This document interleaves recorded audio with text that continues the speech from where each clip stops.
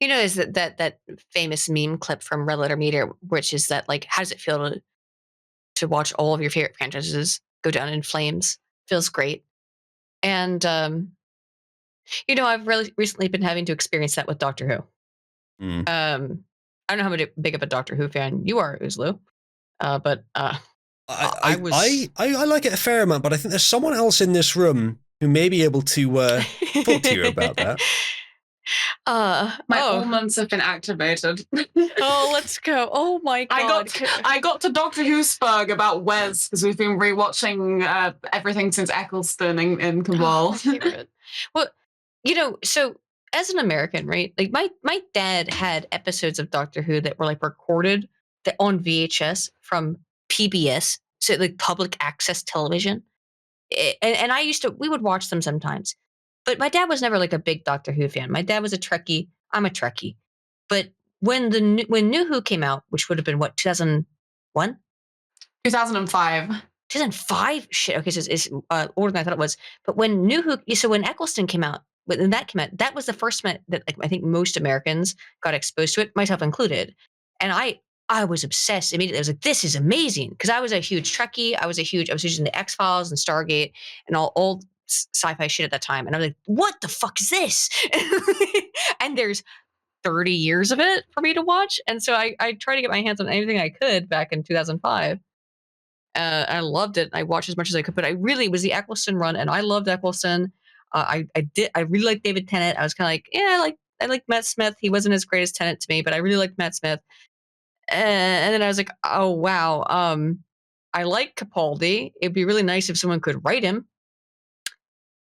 And it's essentially like, for me, just saying, like, as an American, I often talk to Gary Nerdrotic sometimes about this stuff because he's like a huge old school Doctor Who fan. If you don't know, he like as an American was an old school Doctor Who fan from back in like the 70s. Real big into Doctor Who. And but then I realized when I was thinking about it, I was like, wait a minute, I was fucking 15 when I got into Doctor Who. That's like that's half my fucking life. I think that allows me to count as a Doctor Who fan, right? As an old school one, and not. I mean, it's New Who, right? We call it New Who, but still, it's not new anymore. Not new anymore. It's not new anymore. But we used to call it New Who. But yeah, when I was growing up, well, when I was 15, I was like, oh, this is New Who. But not anymore. Well, now we're in New Who, and it's Jesus, not great. I've seen people make the distinction of like New Who, like NEW Who, and then anything past the writing going bad is like New Who with a U, like NU with a U, Who. yeah, with the U. I mean, that's what I called it back in the day, was with the U, but now I think we have to say New Who with the W, and then now we're in whatever that Doctor Who. Oh my goodness, it's so infuriating because I saw just to set up what you're going to say here, Aydin, I saw about 2 minutes of the end of the first one where they brought Tennant back. No, not watching another second of it. Which episode was it? The first one where they brought Tennant back, where there's like male, female, and neither, or whatever the fuck it was. Male, female, and that shit needs the new to burn. Rose. I'm not watching another second of that shit. Well, I watched that episode. I did watch the Christmas episode. I have not watched the third episode. That seemed really boring. The third episode of the specials I've not watched, but I did watch the Christmas episode. And I watched the first two specials. I hated all of them. And it was when I watched the first of the specials, which was the one with the doctor is male, female, and neither and both. Something a male presenting Time Lord would never understand. Oh my god! It made it. I look. I've been watching all this shit. This is Disney, by the way, who made this. But I've been watching all this shit for years, and I was like, yeah, whatever. You keep shit on everything that I like, but for some reason, when they did that to Doctor Who, something about it. It procked some like actual emotion in me, like for the first time in years. In years, you procked some emotion in me BBC, you managed to make me feel something, and it was incalculable rage and sadness at the same time that you made this thing that me, as an American, this is not my cultural foundation. Like, Doctor Who is a fucking British institution, and you managed to make me feel so upset that I was just like, well, I think I'll go kill myself. You know, like, it was not that bad, but it was like, it was a sense of overwhelming existential sadness to see something that has been around for 60 fucking years be reduced to this. It truly made me sick. And there's no other way to describe it.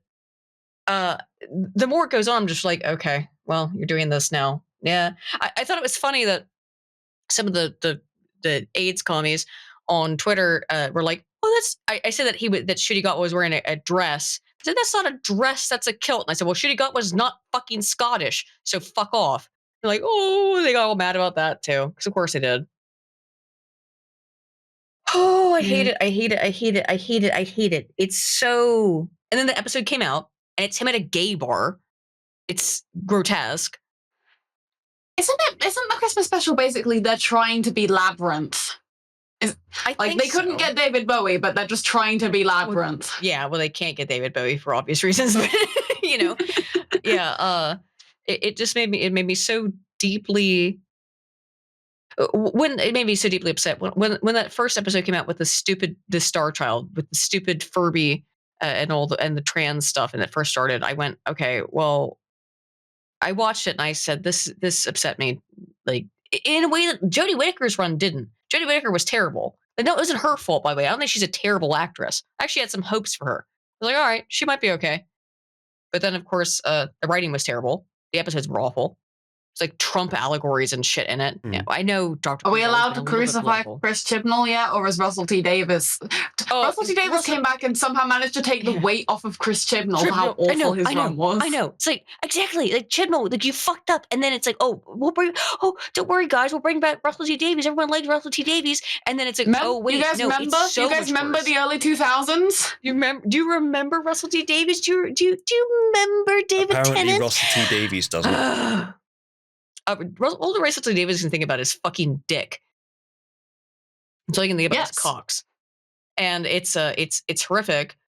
I was astonished at how bad every single one of the. I didn't watch the third one, but I did. I watched the parts of the third one that mattered, where the Doctor regenerated out of David Tennant's dick. Did you see that, Isla? I saw that. And I don't plan on it. Fucking stupid. You know how normally when the Doctor, I don't know how much you know about Doctor Who, but normally when the Doctor regenerates, meaning he turns into a new person, into a new actor, he just dies and then turns into a new person. In the Russell T Davies, in the classic, in the new one, the new Doctor, Ncuti Gatwa, literally bigenerates. That's the exact term. Bigenerates, splits off from the Doctor out of his dick into his new hyper gay self as a gay and black then spends the Rwandan entire man. episode with like no pants on. He doesn't put on pants for this episode. For some reason he doesn't wear pants for this episode. Never explained why he doesn't. Just doesn't wear pants. Don't know. It's like someone fed into a very shitty AI. Yes, it's like someone took the whole like the 11th hour thing with Matt Smith being the Raggedy Man because he's got like the torn up remnants of David Tennant's costume on. It's like someone fed that into a really shitty AI and was like, write an episode and do this. And the whole no pants thing was what they spat back out. The 11th hour is one of the best episodes. The 11th hour is such a good fucking episode. See, Aydin, I'm very invested in Doctor Who, similarly to you, because like I've had it you said you were like 15. I've had it my entire life. I was born in 2004. Doctor Who came back out in 2005. Right. I had as like a very. Yeah, it's been my whole life. Like, my mum was bought the volumized DVD versions of Doctor Who, which released, like, the first DVD came out before the first season had even stopped airing. And I've still got all of these, just these shitty like 480p DVDs that take up way more space than they need to. But I love it. I just remember watching that first episode with Eccleston and Rose when he tells her to run. And it's like, oh, what? Oh my God, it's so good. And that's the thing that's so amazing about Doctor Who that Nerdrotic brought up when he was talking about the new episode that's not present in Ncuti Gatwa's Doctor already, is that what is the key sort of aspect of the Doctor that makes him interesting is that he's scary. He's fun, and he's going to take you on magical adventures through time and space, but he should be terrifying at the same time. You know what I mean? And there is nothing about Ncuti Gatwa's character that is scary outside the fact that he's an enormous homosexual, and which is only scary for some people, I guess. There is nothing that's intimidating about this Doctor. I'm not afraid of him. You should be afraid of the Doctor, by the way. I would be afraid if he was going to sneeze, because that's an AIDS bio attack. But you should. The way that you feel. By the way, that's been my only contribution to the Doctor Who topic, and I'm proud of that. But Aydin, it's a good thing that you're here, because Doctor Who. What is that? I've never heard of it. Yeah, I've watched lots of it. I don't know it as well as you two do, but I watched all the way up until the point that it stopped being real. I watched most of Capaldi, and that was it. Capaldi's run was really kneecapped by the writing, which was, guess what, Russell T Davies, or was that Russell T Davies was still in the Capaldi run? No, that was Capaldi's run was Moffat. That was Moffat and Stephen Moffat, yeah. And then who was the guy who did Capaldi and it was Russell Whittaker. T Davies for Eccleston and Tennant, Stephen Moffat for Smith and Capaldi, and then Chris Chibnall for Whittaker. Chibnall was Whittaker, and Chibnall, like, there were some okay episodes. Whittaker, I just don't. I'm sorry, a woman can't be the Doctor. I'm sorry, it just can't. Yeah. You can't. I remember when I was like 14, seeing people making like little video essays about it at the time, and one description of it that I think really worked, that I still quote to this day, was someone described it as like, the Doctor has a paternalistic relationship with the universe. He's very like, yes, and they haven't been able to capture that through Whittaker's entire run. Mm-hmm. And I don't think they're getting it back anytime soon. No, but they obviously can't. But that's a very interesting comment, and I think it's accurate, is that the Doctor does have a paternalistic. That's a very true comment. The Doctor has a paternalistic relationship with the universe. He's out there looking after stuff. And when you make him into a woman, it doesn't make any sense. Because in his 900 years to travel literally anywhere and anywhen, he's sort of the most capable, the most wise being in the universe. Not necessarily. He's complex. It's kind of like there's a game I played a lot as a kid called Spyro, and I came back to it later, and with like the knowledge of how all the glitches work and how to just completely dominate the game. It's like that. It's like the Doctor's been doing that for a few hundred years. He knows all the secrets and all the tricks, and there's almost nothing new to see. But the thing about the Doctor also, it's actually his paternalistic sense is very interesting, because the Doctor was like a flunky in the Time Lord University. He was, or essentially, like, he's not the best and the brightest. That's kind of part of his character. Even though, yes, for humans, he's the best and the brightest, because of course he. If you guys don't know about old Doctor Who lore, go back into the old stuff to understand what I'm talking about. But he was not the best and the brightest. He stole the TARDIS. He stole it. It was not like they didn't. You're supposed to be, if you're a Time Lord and you graduate from the Gallifreyan Time Lord University, essentially, then yeah, you get given a time machine. But no, he had to steal his because he's not. He wanted to go on adventures. So he's a very interesting character in a lot of ways. He's not like this perfect character in many ways. He's a very complicated one. But the one thing that's been consistent throughout all of the iterations of the Doctor, besides Jodie Whittaker and now with Ncuti Gatwa, is it's not scary.